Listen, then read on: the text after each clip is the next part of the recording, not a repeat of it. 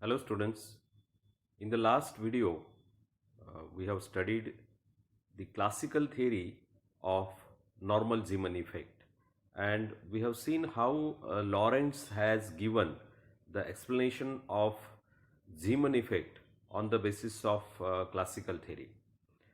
Today in this video we shall see how quantum theory can be used to understand the normal Zeeman effect. So explanation of normal Zeeman effect on the basis of quantum theory. So let us see this explanation. If you assume an atom to be placed in a magnetic field of magnetic field strength H, so you know that there exists a magnetic dipole moment mu associated with an atom. So this magnetic dipole moment, it has potential energy delta E, and it depends upon the magnetic dipole moment mu and its orientation with respect to the external magnetic field.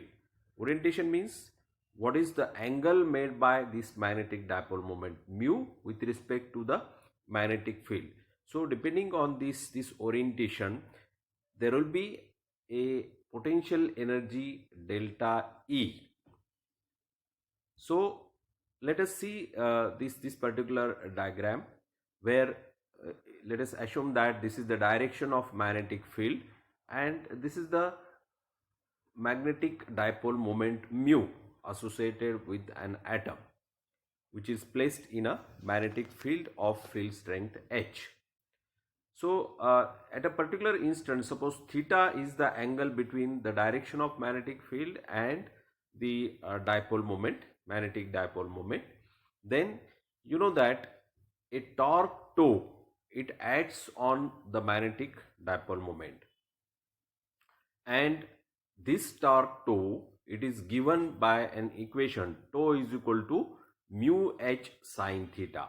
Tau is equal to mu h sine theta, where mu is the magnetic dipole moment, h is the magnetic field strength, and theta is the angle between these two. That means the magnetic field and the dipole moment. So tau is equal to mu h sine theta. So theta is the angle between this mu and h. Okay, so now if you see according to the orientation, so when theta is 90 degree, that means the dipole moment is perpendicular to the field. You know that obviously tau, that means the torque will be maximum in that particular case, and it will be minimum when minimum means 0, and because when theta is 0, in that particular case sine of 0 will be 0, and therefore tau, that is this dipole moment, the torque acting on the moment, dipole moment, that will be 0, and that means when it is parallel to the magnetic field or anti-parallel to the magnetic field, in that particular direction this torque will be 0. And now if you consider the potential energy at any other orientation of mu is the external work that must be done to rotate the dipole moment. So this torque is acting, and this is the kind of force. You know that torque represents a force in rotational motion, and when you are rotating the dipole moment or to attain certain position in a magnetic field with respect to the direction of magnetic field, the dipole moment has to perform certain work against this torque. So at any other orientation this of mu, the external work that must be done to rotate the dipole moment from, for example, theta 0 is equal to 90 degree to that angle, any angle theta. So this work done, that will be stored as the potential energy, or that will be restored as a potential energy in the system. So delta E you can define mathematically as integration over this 90 degree to theta of tau d theta, and tau, you know that it is mu h sine theta. If you substitute here mu h, you can take outside the integration. So integration over 90 to theta of sine theta d theta. So if you solve this, the integration of sine theta, that is minus cos theta, so delta E, and if you substitute this limit, then delta E is equal to minus mu h cos of theta. Minus mu h cos of theta. Okay, suppose this is equation 1. This is equation 1. Okay, so now when this mu points in the same direction of h, same direction of h means it is parallel to the magnetic field. Okay, so when mu points in the same direction of h, then in that particular case theta will be 0, so cos of 0 will be 1 and delta E will be minus mu h. So this is the minimum value of the potential energy. This is the minimum value of the potential energy. So now let us define the magnetic moment of the current loop.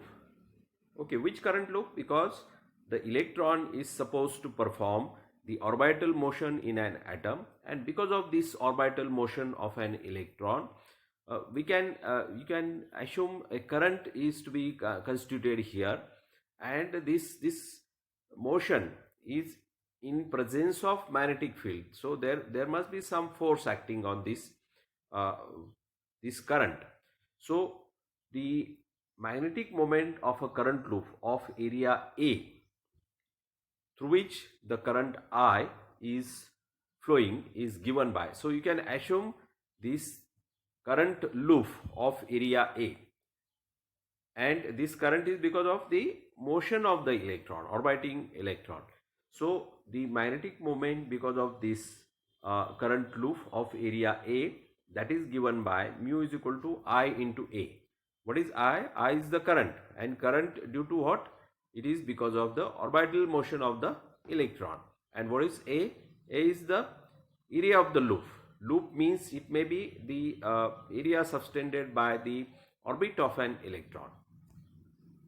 Okay, so an electron moving in a circular orbit of radius r and making n revolution is equivalent to a current of minus E. Okay, so let us define this I. What is I? Current. Current due to motion of orbital motion of the electron. So suppose the electron performs n revolutions in a unit time. So the current value, the rate of flow of charge, okay, charge is minus E and there are n revolutions per second, so minus Ne, that will be the current in a circular loop. And the area of the loop, if r is the radius of the that particular orbit, then area of the loop will be pi r square. So you can substitute these values in this equation, both I and the area A. I is minus Ne and area is pi r square. So mu will become minus Ne pi r square. Suppose this is equation number 2. Equation number 2. So now if an electron of mass m is moving in a circular orbit of radius r with a velocity v, you know that its angular momentum L is defined as L is equal to mvr. M is mass, v is the velocity, and r is the radius of that particular orbit, circular orbit. Okay, so L is equal to mvr. Now the velocity of an electron in circular motion, you know that v is equal to r omega. What is r? R is the radius of that orbit and omega is the angular frequency, and omega you can define as 2 pi n. Therefore r omega is equal to 2 pi n into r. Okay, omega is 2 pi n. So v is equal to 2 pi n r, and therefore here the magnitude of angular momentum is, so if you substitute v here, so m r, that will become r into this r, that will be r square. So 2 pi mn r square. So we have substituted this velocity, this 2 pi mr in this equation. So L will become 2 pi mn r square, and therefore if you rearrange the term, r square will be equal to L upon this. So L upon 2 pi mn. Suppose this is equation number 3. Okay, now let us substitute this value of r square in equation 2. Equation 2, what is that? Mu is equal to minus Ne pi r square. Minus Ne pi r square. So r square you can substitute here, that is in equation 2. So if you substitute r square there, so n will get cancelled and pi also will get cancelled. So what is remaining here is uh, minus e upon 2m into L, minus e upon 2m into L. So by substituting this value of r square in equation 2, we get this mu. Okay, equation 2 was minus ne into pi r square. Mu is equal to minus ne into pi r square, and therefore by substituting this r square we get this mu is equal to minus e upon m 2m into L. Okay, so here mu is the magnetic dipole moment of an electron due to orbital motion.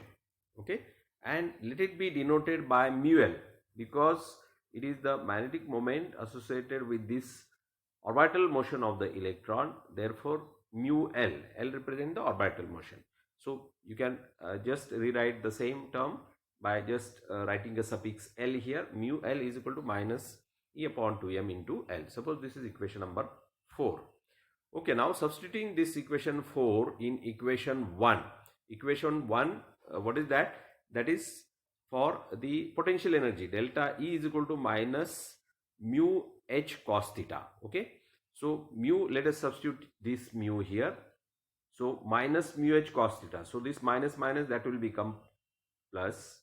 So this is mu E upon 2m into L. So E upon 2m into L and into h cos theta. This is h cos theta. So let us give a number. Suppose this is equation number 5. So delta E is equal to the potential energy. Minus minus will become plus. So we have substituted for equation 4 in equation 1. So E upon 2m into LH cos theta. So this is equation 5. But quantum mechanically, you know that this angular momentum L is under root of in bracket L plus 1 into h cross, where h cross, you know that in quantum mechanics it is h upon 2 pi.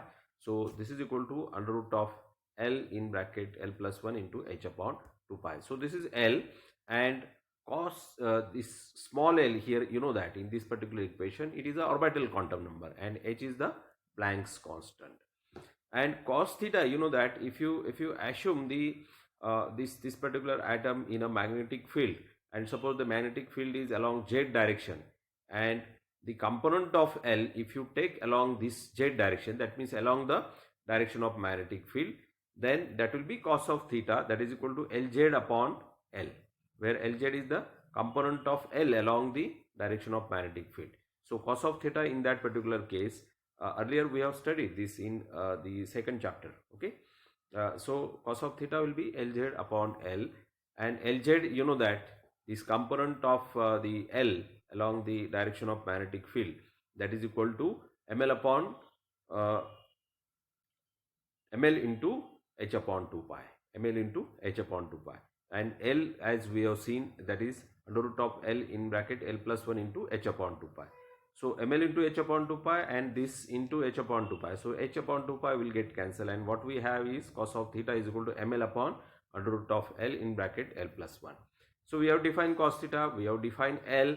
You can substitute in this equation. So what we have here is, so Lz, as I have mentioned, is the component of angular momentum L in the direction of magnetic field vector H. Okay, so this ml is the magnetic quantum number. You know that earlier we have defined these quantum numbers. So ml is the magnetic quantum number. So just substituting this L and this cos theta in the equation. So what we get here is in equation 5, if you substitute L and cos theta, and if you simplify that, then delta E will become ml in bracket EH upon 4 pi m into H. So ml is the magnetic quantum number and H is the magnetic field strength. So ml into EH upon 4 pi m into H, or you can just replace H upon 2 pi by H cross. So that will become ml into EH cross upon 2m into H. Okay, so this is how we have defined this potential energy, and this is because of this additional potential energy of an atom, that is because of the orientation of the dipole moment with respect to the external magnetic field, and that puts certain potential in the system here in this particular atom. So you can say with the help of the applied magnetic field, this potential energy is this energy is modified, and therefore the quantity Eh upon 4 pi m or Eh upon 2m, this term inside the bracket, this is actually we have already defined, and that is the a Bohr magnetron, and it is used as a moment for the smaller particles, measuring the dipole moment of magnetic dipole moment of the smaller particle like electrons and all these subatomic particles. So the quantity Eh upon 4 pi m, it is a Bohr magnetron. Now let us suppose that an electron in an atom goes from initial energy. So the excitation of the electron, okay. So the initial energy level, suppose represented by EOI, okay. So the initial energy level to the final energy level, that is EOF, when magnetic field is not applied. So let us assume here two situations. Once the magnetic field is not applied, and second time we shall assume that the magnetic field is applied. So when the magnetic field is not present, let us assume that the initial energy level is EOI and the final energy level is EOF. So what we are going to define here quantum mechanically, what will happen to these energy levels when the magnetic field is applied. So when magnetic field is not present, we have defined these two levels, and the two levels, as you know, the frequency when there is a transition from this EOF to EOI. So as you know, according to Bohr's theory, we have seen that whenever there is a transition between two energy levels of an atom, then a photon of frequency nu will be given, and this nu is equal to E upon H. Okay, E is equal to H nu, therefore nu is equal to E upon H. So here we can define this as nu zero, the original frequency, nu zero, that means without application of the magnetic field, when the transition between these two levels, energy levels EOI and EOF takes place, then a photon of frequency nu zero is given, and its frequency is EOI minus EOF upon H, EOI minus EOF upon H. Now let us assume that a magnetic field of field strength H is applied, so the energies of initial and final states will be given by, okay, now these energies will be different than the energies of these two levels when there were no magnetic field. Okay, so just now we have seen the additional potential energy will be restored in the system. So we have to take into account that potential energy. Okay, so when you apply the magnetic field, the initial and final energy states, they can be represented by this particular equation. So EI is equal to EOI, original energy of that particular level, plus the additional potential energy level. So ml into EH upon 4 pi m into H. Okay, just now we have seen that delta E is equal to ml into EH upon 4 pi m into H. Okay, so in order to differentiate the magnetic orbital quantum number ml, so for initial level let us give a suffix I, mli, and for final level mlf. So for final energy level, EF will be equal to EOF. What is EOF? The energy of the same energy level when there were no magnetic field applied. But when you apply the magnetic field, this energy will be modified, and let us denote it by EF. So EF will be the original energy plus the additional potential energy because of the magnetic field, application of magnetic field, and this additional potential energy is MLF into AH upon 4 pi m into H. Okay, so these are the two energy levels. The energies are modified. The energies are modified because of application of the magnetic field. And now when you assume a transition between these two energy levels, so a photon will be given out. So what will be the energy of this photon? What will be the frequency of this photon? That we can define by just considering the transition between these two levels. So how we can define? You just take a difference between these two. Okay, so EI minus EF. Okay, the frequency of emitted photon is given by nu is equal to, just like this equation, so nu is equal to EI minus EF upon H. Okay, but EI minus EF, that means we have to take subtract this equation, second equation, from this first. So EI minus EF upon H. So EI minus EF, let us find out. So EOI minus EOF. So first term EOI minus EOF upon H, this H. So throughout the subtraction we have to divide it by H. So EOI minus EOF upon H plus this MLI minus MLF into this EH upon 4 pi m, that will be common, but H and this H divided here throughout this equation, so that H and this H, that will get cancelled. So simply MLI minus MLF into E upon 4 pi m into H. Okay, so this is the frequency relation for the transition which is emitted due to the transition between these two levels. These are the modified equation for their energies when you apply the magnetic field. Okay, so let us now concentrate ourselves on this particular equation for nu. The new frequency of the frequency relation for the photon emitted because of the transition among these two levels under the condition that magnetic field is applied. Okay, now nu, so see this equation, EOI minus EOF upon H, and that we have defined nu zero. So this term you can replace by nu zero. This you can replace by delta ML, MLI minus MLF. So the difference between the two ML value, that is delta ML, and this is the common term here. Okay, so nu zero plus delta ML into E upon 4 pi m into H, that is what written here. Nu is equal to nu zero plus delta ML into E upon 4 pi m into H. Now delta ML, we have to recall the selection rules for this the orbital magnetic quantum number ML. So what is the selection rule? Delta ML is equal to either plus or minus 1 or 0. So the selection rule for delta ML is delta ML is equal to plus 1, 0 or minus 1. So there can be three different values here. So accordingly this equation can take three different forms. So when delta ML is equal to 0, what will happen? Nu is equal to nu 0.